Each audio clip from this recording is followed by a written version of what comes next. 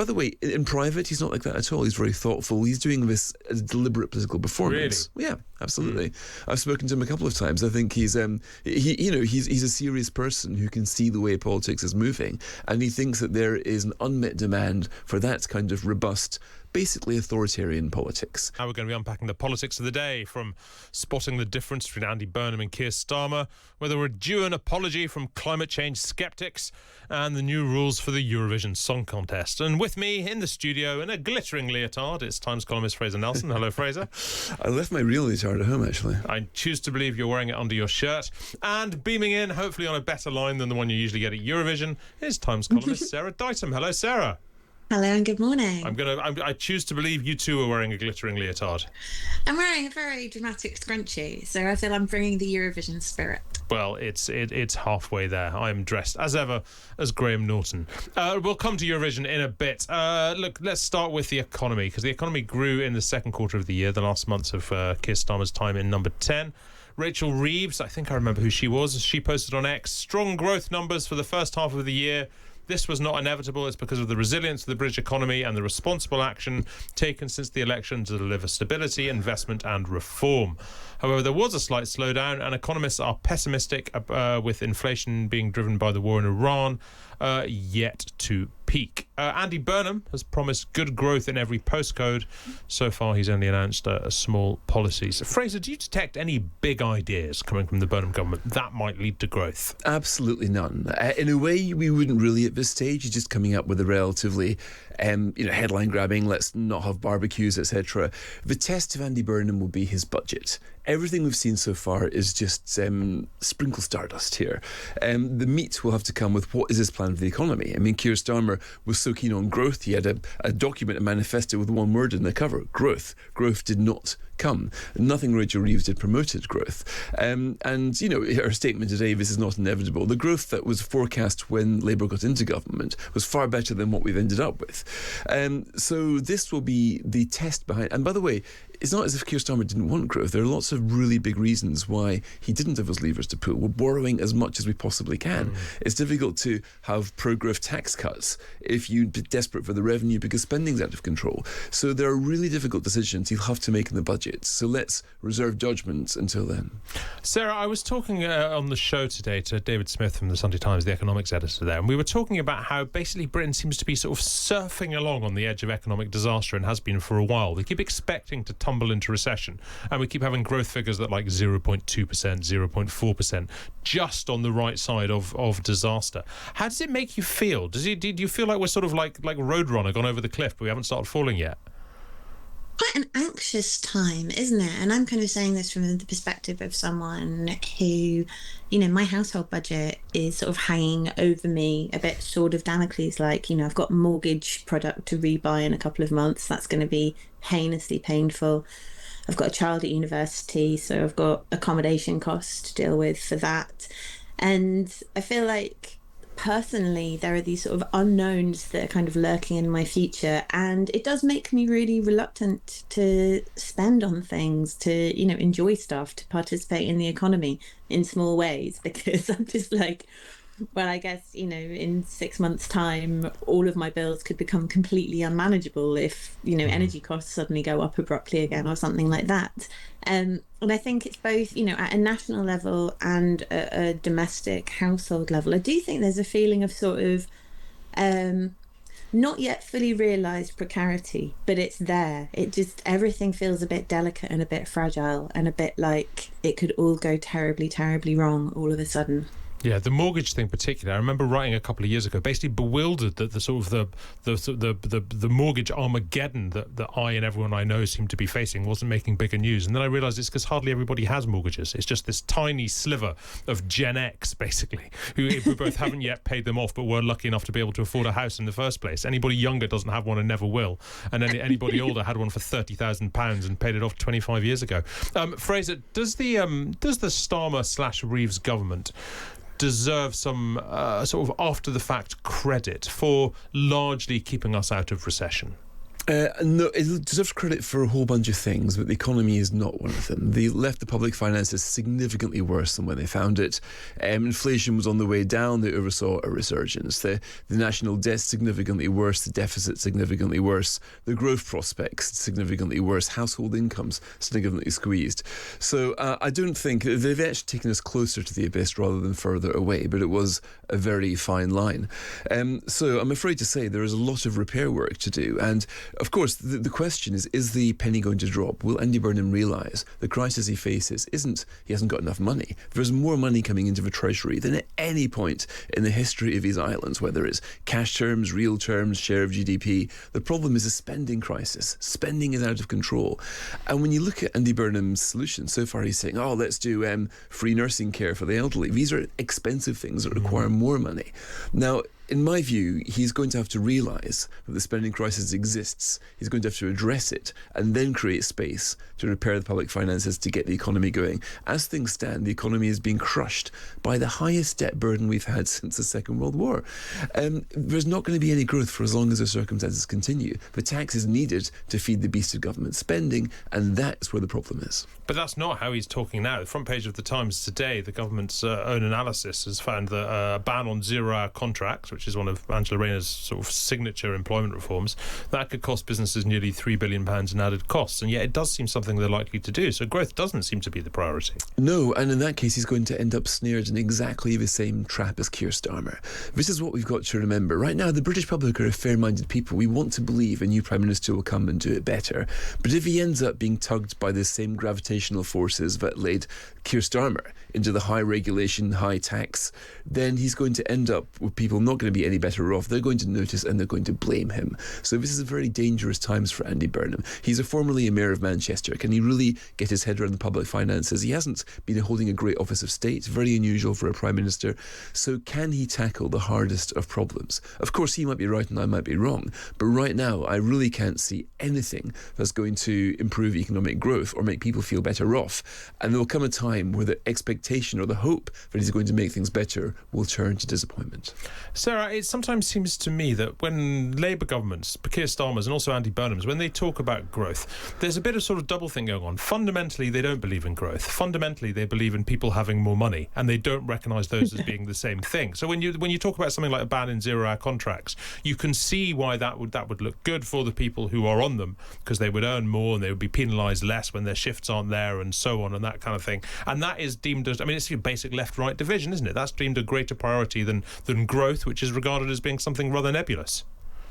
Yeah, and I also think, how do you make growth happen in a deindustrialized economy? It's not really obvious to me what there is that governments can do easily and accessibly that is going to put more money into the economy. I feel torn about the 0 hours thing, because obviously I really do appreciate that it is a tough gig for employers who are dealing with highly variable demand to staff up and down.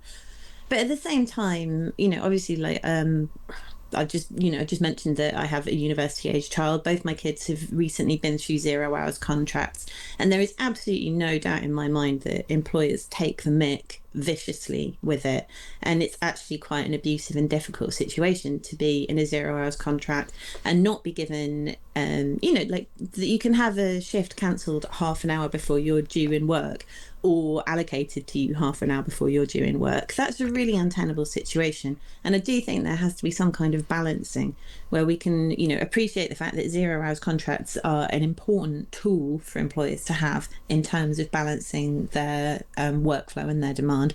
But at the same time, the people who work for them do deserve some kind of respect and dignity and stability in their lives, and I don't think that is being properly met at the moment. I'm not necessarily saying these reforms are the right way to do it, but how are people supposed to confidently go out and spend if they don't know whether they're going to have 25 or 2 hours of shifts the next week? It's a stupid situation. Well, look, coming up, we're going to be talking about where all the climate skeptics have gone, and we're also going to be talking about what's going on at Eurovision, and also how you can decorate your man cave like John Healey. I assume that means John Healey's man cave, unless you actually want your man cave itself to be bald and dressed like an accountant. But currently unpacking the politics of the day with Fraser Nelson and Sarah Ditum. Burnham. Let's talk about what Yvette Cooper's been up to. She's spoken to the Political Currency podcast about what she sees as the key difference between Keir Starmer and Andy Burnham. I think Keir's style of leadership was bring me solutions, not problems. And I'm not sure you can do that in politics, because I think in politics, the thing you see with Andy is, it's like, hang on, bring me the problems. I want to talk to you about the problems. I want to engage. I want to hear about the problems, and I want us to work together in solving them. Nice of her to make her feelings plain now he's gone. Sarah, what do you think of that as a way of characterising the difference between the two? Because I think actually it seems rather apt. Yeah, I think it's compelling as a comparison. I think certainly the issue with Starmer was just this sense of terrible, terrible inertia all the time, and a kind of a desire that everything be better than it actually was. A real incapacity when it came to dealing with difficult things. Obviously, I mean, I think the most disastrous example of that was the failure to muscle through on welfare reform, because that is still, as Fraser was saying, it's still a massive drag on the state's expenses. It is a massive drag on productivity that we have all of these people who are out of work, who, really shouldn't be out of work. I mean, it's bad for them. It's bad for the economy. It's bad for everyone who is subsidising people who shouldn't be unemployed to be unemployed. And it was such a terrible, terrible failure to get that right up to the line and then just be like, oh, the backbenchers don't like it. I don't want to have to actually walk that all the way through. And I think there are good signs that Burnham is a bit more robust at taking things on, and also a bit more politically savvy at taking things on. Is thinking, is asking himself the smart questions about how he gets buy-in. How do you get democratic consensus about some of these difficult decisions? On the other hand, you look at something like the, imminent disaster over the early release program, which basically has to happen. Like, there is no future for our prison system which doesn't involve some people being released early. And we're in this ridiculous situation now where endless exceptions are being put forward, which all sound very compelling in their own right. But basically, the early release system is people being released a few months earlier than they would have been to produce some leeway in a system that is creaking at the edges and incredibly dangerous for the people who are working there. And the fact that no one is saying that, no one is saying it's just a few months, calm down, sorry you don't like it, but we are going to have to get through and do this if prisons aren't going to simply explode, is it's a bit concerningly Starmerish, actually. Well, but I guess that's what you get when your approach is bring me problems. Fraser, it's often said on my How to Win an Election podcast that basically if anything ends up on your desk as Prime Minister, it is because it's a problem that nobody else can solve. And if it was a problem somebody else could solve, it wouldn't even get to you. Can you lead by saying bring me problems, though? Or does that sort of destroy people's sort of inclination to solve problems themselves? I always think that a good leader will say, talk to me your problems, but bring your suggested solution. Yes. Otherwise, it's just a moan, right? Mm-hmm. I think that's true no matter what you're running. You should know what's in people's minds if you're a leader, but you should also know how they think they should solve them and what you can do to help them solve them. But it's quite interesting hearing Yvette Cooper talk about what Andy Burnham's doing that Keir Starmer didn't, because these are basics. If you don't think you can go to the Prime Minister and discuss a really important problem of state, which is affecting the people who put you all in power, which you yourself cannot solve, which is why you want to speak to the Prime Minister about it in the first place. That suggests a real dysfunctionality and gives us a bit more insight into why the Starmer premiership went so disastrously wrong. Yeah, let's move on, because it's now time to ask whether it's Jacob Rees right or Jacob Rees wrong. And I would strongly recommend Hugo Rifkind in the Times today. No, you absolutely would not, Jacob. Not this week. Hell no. My column this week is about the eerie silence from climate skeptics. There used to be quite a lot of them. They'd write often in newspapers. There were politicians who were climate skeptics, people who resolutely did not believe that mankind had a role in warming the planet. I'm not writing about people who simply disagree with net zero, or people who think that there's no point in us doing anything really because China is massive and we are tiny. I'm talking about the people who spent years saying mankind has no role here. This is all natural. The idea that man-made CO2 warms the atmosphere is a myth spread by communists. There used to be loads of them. I wonder where they've all gone. Fraser, where have they all gone? I am not sure how really they were there in the first place. I could name some. Oh, well, you could, but you'd probably be looking at people on Twitter, like journalists. I could name columnists in the Telegraph, the Mail, the Spectator. I can even name one or two in the Times, although I might not. You might. There are people like Christopher Booker, for example. Yes. He was very big. He wrote a book on it. But the real opposition came from people like Bjorn Lomborg, who is still saying what he's saying. Now, you and I are, of course, we're both at Spectator at the same time. Here you go. And You were my boss. And in your column, you write about how you're the only person in the magazine really saying, "Hey, this might be real." With the endorsement of my editor, who was you, I should course, point out. absolutely. Yes, But at the time, you see, the debate was pushed to extremes, and I think the one extreme, oh my God, the planet's warming, we've got to do X, Y, and Z, and if you disagree, then you're a denialist, was met with another extreme. It's not warming at all. What are you talking about? That's what happens. Sure. And so I think we saw that process, and from that kind of comic book debate, we have emerged now. We've got a far more sensible debate where, if you look at the opinion polls, they say most people believe the planet is warming, that mankind is at least in part responsible. But we're seeing a detachment now from those who are worried about climate change and those who back net zero. That's what the policy has always been. Yes, we can accept this is happening, but A, what can we do about it? And B, what should we do about it? And the same scenarios that points to X many deaths in 2050, also because of the economic development, there'll be far fewer deaths from the big killers right now. And so even this country, when the Stern Review came out in 2006, it was saying, there's going to be 2,000 more people dying from the heat a year in Britain, but there's going to be 20,000 fewer dying from the cold. Sure. And that is, I think, the territory the debate has now ended up on. So you're right in saying that we don't seem to see the extremes anymore.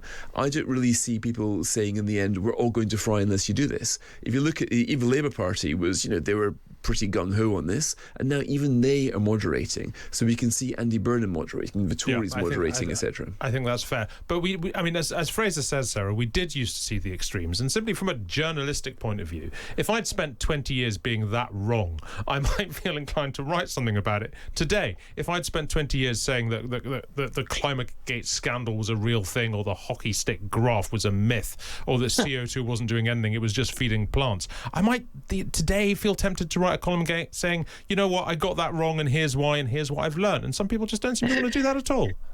Oh no, they've just, Homer Simpson gif slinking backwards into the hedge, isn't it? And, I think it's disingenuous to say that no one was out and about making these points and making these arguments. There are people who made very fine journalistic livings out there saying these things, making these arguments. And I actually disagree quite strongly with you, Fraser, when you say that we're now in a more sane, more sensible situation. We're in a pretty terrible situation, and it's not just a matter of squaring off death from excess heat to people who aren't dying of hypothermia.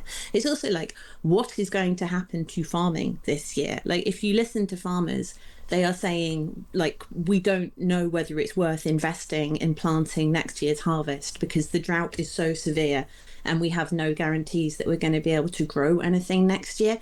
The whole, our society and our economy is ultimately founded on having a functional, reliable, predictable ecosystem. And that is not something we have. And we're also looking at the fact that huge tracts of Europe are simply going on fire all the time. We are having to redress what is considered a habitable area for humans in a way that we've not had to consider for, centuries, millennia. This is really severely challenging stuff. And the genuinely infuriating thing is, if you look at things like the CFC crisis was world-ending. A hole was being put through the ozone layer, and countries managed to take coordinated, organised action to stop that happening, allowing life on Earth to continue. We can do this kind of thing. It is possible, but there has been a lack of political will, and I do think the journalists who just, slumped along, participated in this stuff, should feel a huge onus of responsibility. They don't, because what even is a conscience? Who feels responsibility? Those are for losers. but they ought to. And I suppose I should say, because I've written a column about it in the last year, the kind of demented millennialism of environmentalists has not helped. I mean, I think Extinction Rebellion have been an absolute pox on producing the kind of consensus that would get us to where we want to be. And that makes me very angry as well. But, you know, probably not as angry as people who went around calling climate change a con. Oh, look, Chris gets in touch while we're talking, says, Hugo, the hockey stick graph has been long debunked. Do keep up. Chris, have a look at the graph that shows you temperature rises over the planet and come back and tell me what shape that graph, in fact, now is. Fraser, I'll give the last witness to you because I think you're under a bit of attack there. Well, not really. Like, I am in the a minority of one, I think, and I'm an environmentalist, but I'm also optimistic. I see that Britain's carbon emissions are now the lowest since the Victorian age. Our air quality has never been purer. The rivers in our cities have never been better. Really, the rivers? Yeah, absolutely. Did you say the rivers in our cities? Well, no, you might remember the song Waterloo Sunsets, the opening bar, Dirty Old River. The Thames was biologically dead when they sang that song. Now it's over it being biologically dead now. It's now full of, well, it is teeming with about 5 dozen species of fish. Salmonella. You can fish in the Thames. Every objective, not just the Thames, but the Mersey and the Tyne. These waterways are far cleaner than they are now. The environmental news we get is unremittingly bleak. A generation is growing up being told there's nothing they can do. This kind of catastrophism, which undermines the rational belief of environmental change. We right now are getting cleaner and greener in so many ways in this country and in our continent. I mean, the air in London is probably purer than it's been in 300-400 years, probably since when you think that we used to have like open fires burning, probably in its history as a city. So there has actually, never been a better time to live in this magnificent city of ours. And right now, the trends we are getting so much better. We're getting more. We're learning to tread less lightly on the planet, and the average household uses 40% less energy than 25% years ago. These are incredible trends, and they're getting better all the time. I think you're broadly right. I would push back again on the rivers thing. Having just come back from Germany, there's barely a river in a city in Germany that you can't swim in on a hot afternoon, and there's barely a river in a city in Britain that I would... It's the direction of travel. Your children will be swimming in the Thames even though you don't. By the way, I was swimming in the Thames a couple of months ago. Quite far up, I'm hoping.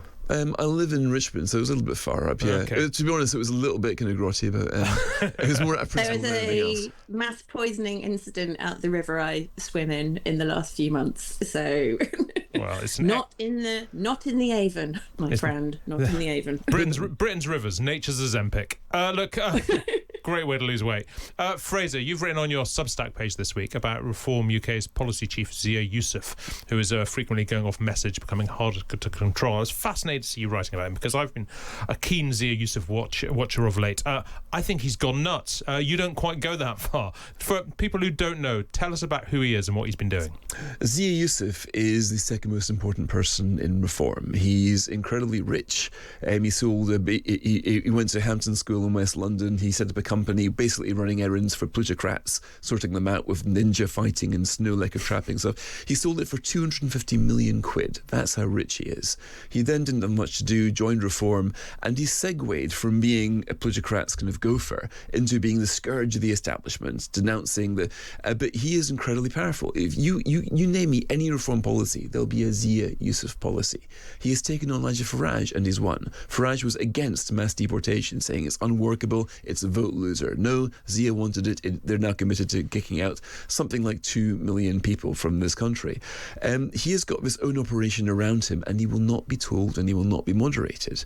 Now, Nigel Farage is in a difficult situation here because the members love Zia Yusuf. He tells them that they are the only true voices of the people and that their opponents are traitors. Not just wrong, but they're traitors. He said this about Ben Wallace about day before yesterday, yeah. He said it about Robert Jenrick before Robert Jenrick joined Reform. Yeah, he loves but that is the classic European populist framing. We and only we are the party of the people. Everybody else is against the people and therefore a traitor to the people. So this, of course, now he might think, okay, this is great. This is the new politics here. We are, and by the way, in private, he's not like that at all. He's very thoughtful. He's doing this as deliberate political performance. Really? Yeah, absolutely. I've spoken to him a couple of times. I think he's he's a serious person who can see the way politics is moving, and he thinks that there is an unmet demand for that kind of robust basically authoritarian politics. Let's have a strong man here. And by the way, let's have internal enemies. Let's build detention camps in the constituencies of people who voted for the Greens. So that's how he sees it. Needless to say, I'm against this sort of policy. But he is an incredible force of nature. And you can tell Nigel Farage thinking, I'm not sure about this, not sure about that. But can he or anybody else rein in Zia Yusuf? Now, Farage this week said he would give Zia Yusuf a ticking off for calling Ben Wallace a traitor. And a moron. And a moron, exactly. Because Farage can see what Zia Yusuf can't, that we are now getting tactical voting against reform. Now, people may not like Andy Burnham in office, but they would rather him in office than Zia Yusuf as Home Secretary. Now, there's an old Thatcher era saying, it doesn't matter how much people who don't vote for you don't like you. In other words, let your opponents scream as much as they want, your base matters. It actually does matter if Labour, Tory, Lib Dem, etc. are going to vote locally for whoever is going to stop reform, because their number one concern at election is that reform doesn't get in. That's what Zia Yusuf is doing. He is creating a coalition of anti-reform voters. Nigel Farage wants them to stop, but does he have the power, especially given his own finances, of putting his personal ratings down the chassis? There may be maybe a reform leadership election, and to me it looks like Zia Yusuf is gearing up for that rather than the general election. Sarah Ditum, Zia Yusuf versus Nigel Farage. Go. Oh, interesting one, isn't it? So I have a personal theory that something is up with Nigel Farage. He has not seemed to be on his A game for a few months now. Obviously, the drag of some of the financial allegations against him plays a part in that.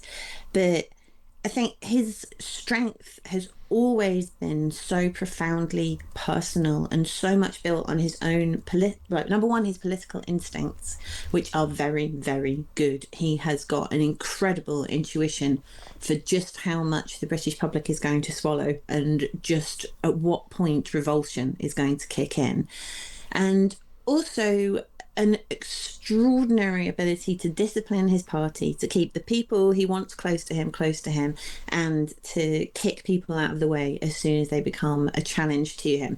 That means that there is a huge coterie of people who have previously worked with him who have not got a single nice thing to say about him, and it's very interesting to talk to them about their experiences.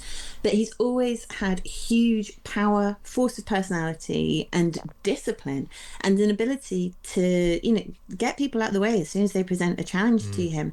I was kind of laughing a few weeks ago because Suella Braverman was in the news for something, and I just thought, ha ha ha ha ha. I remember being a right-wing party a few years ago, and Suella Braverman came in, and everyone at this party went absolutely berserk with love for Suella Braverman. She was like the great hope of the radical right. She was going to save everything. She was going to, do all the things that all of these right-wing people wanted to happen.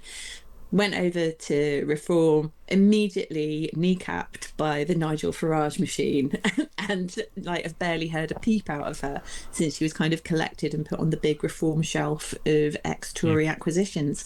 So the fact that there is someone who is able to kind of stand up to Farage, build his own personal, power base, that kind of suggests to me that something's gone a bit wrong in Farage land. I think the main takeaway from that answer there, Sarah, is that you go to some terrible parties. Look, while we've got you would not believe how bad the parties I go to are. While we've got time, let's talk about Eurovision. As promised, I know Fraser perks up, excited when I mention the word Eurovision. Eurovision has updated its rules so that winning nations involved in active conflicts will not be allowed to host the contest the following year. This is clearly, basically, obviously been done to stop Israel, which has done really well in the public vote since October the 7th, from hosting the event, which would provoke a Eurovision, nay, diplomatic crisis. Fraser, you are the Times' resident Eurovision nut. Is this a compromise? Is this just anti-Israel politicking? What do you think about this? There is so much pressure on the European Broadcasting Union to crack down in Israel. This is the closest it dares to come. Now, I think when Israel hosted in 1979 and also in 1980, in both of those They won it, but the latter one, it decided not to do it. But it was hosted in the Netherlands instead because things were just a little bit too hot. Haven't they hosted more recently than that? Of course. After Netters, Netters, but Dan International was the tremendous late 90s one. Right. But you're thinking of Netto with Toy, a triumphant song, and okay. It was brilliant. It showed the avant-garde side of Tel Aviv. You know, that's what I love about Eurovision. We only ever see Israel in the news because of war. It shows as a beacon of creativity and diversity in the Middle East, and that's why I think it's so important that Eurovision gives Israel the chance to show what an incredible culture they've created there. So do you disagree with this move, the war? I don't know. I don't think it would have actually stopped Israel last time around. It's more like Ukraine, for example. I mean, they won, but we had to host it in the UK because Ukraine couldn't. In other ways, it's formalising what was already really the situation. A country in the middle of a war zone is not going to have everybody flocking there. But it will be enough to be seen by Israel's critics as taking a chunk at Israel. And to be honest, I think the EBU has done reasonably well in fending off the anti-Israel pressure, because I think Israel's inclusion in that contest is so important on a cultural and a diplomatic basis. It is always a bit weird, Sarah, at Eurovision when the Israeli entry comes on and you can tell that they're turning down the sound, so you can't hear the jeers and boos of people from other countries. What do you think about this rule? I think it kind of speaks of the fact that the Eurovision Song Contest is a 20th century institution kind of born out of a time of great peace, prosperity and collaboration that is trying to hold it together as all of the historical currents that made Eurovision possible are beginning to fracture. You know, the idea that you would have to deal with like active conflict situations in the Eurovision zone is, I don't think anyone would really have anticipated that as being a major problem until very recent years. Suddenly you have to have a policy for it. And as Fraser says correctly, it is obviously like Israel is primary in mind in terms of this, but it's not just Israel that is in the situation of potentially winning and then having to have a massive song contest in the middle of a huge security disaster. It makes me honestly, I felt really sad. I covered Eurovision on the telly for the paper the year after October 7, and the song that year was really beautiful, with kind of not explicitly political, but was obviously reflecting on some of the kind of emotions of October 7. And the fact that people were in that room screaming and jeering and trying to drown it out just felt so desperately inhumane. It's like the answer to objecting to Israel's military conduct is not to treat Israel's own suffering in that way. It was horrible. I hated it. It made me really sad. It kind of put me off watching Eurovision, actually. Yeah, sure. Look, well, to change the tone then, while we've got time in our closing seconds, as promised, John Healey has moved into the Downing Street flat above number 10, the Chancellor's official residence. Apparently he's already installed a dartboard. I have a dartboard in my own man cave, although it is magnetic. Terrible confession. My man cave is mainly guitars and vaping equipment, really. Fraser, tell me about your man cave. Books, a coffee machine, whiskey, all you need for perfect happiness. Is that it? What else do you need? I don't know. Some kind of quirk, some kind of hobby, something you don't want us to know that's coffee, in your man whiskey. cave. No. Well, I've got I've got a whole bunch of things I would not like. I've got signed pictures of my heroines and things. But I mean, you've got to finish this now because it sounds so weird. The things I'm imagining are so bad. Okay, but signed pictures of from Dolly Parton, Margaret Thatcher, and Gal Gadot. That's pretty good. That's a good collection. Pretty strong. Sarah, strangely enough, I feel you probably have a man cave too. What's in yours? I mean, I wish I did. Unfortunately, my house is not big enough to have a man cave, but my kind of prize leisure possession at the moment is my record player and my gradual acquisition of every record that I've ever loved. That's making me pretty happy. That's my man cave. Marvellous. Thank you very much indeed, Sarah Ditum. Thank you very much indeed, Fraser Nelson. I've been Hugo Rifkind. Speak to you soon.